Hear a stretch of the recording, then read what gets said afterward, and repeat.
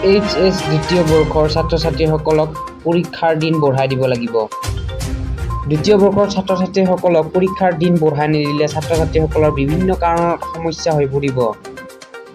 এছাম হাই secondary education কাউন্সিলে কৈছিল যে ছাত্ৰ-ছাত্ৰীসকলক 7টা মাহ পঢ়িবলৈ দিয়া হ'ব, তাৰ পিছতে দ্বিতীয় বৰ্ষৰ HS ফাইনেল পৰীক্ষা পতা হ'ব। কিন্তু সেই সন্দৰ্ভত যদি সেই পৰীক্ষাটো পতা হয় তেনেহ'লে ছাত্ৰ-ছাত্ৰীসকলৰ বিভিন্ন ধৰণৰ মানসিকভাৱে প্ৰেছাৰ পৰিব।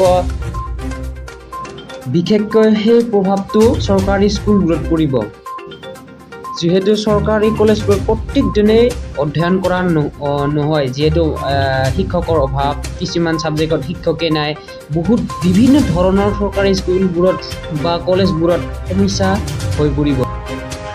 চৰকাৰী কলেজবোৰতো সেবাই চাব লাগিব, যিহেতু প্ৰত্যেক দিনে সকলো বিষয়ে অধ্যয়ন কৰোৱা নহয়। সেই চৰকাৰী কলেজবোৰত কেতিয়াবা শিক্ষক নাহে।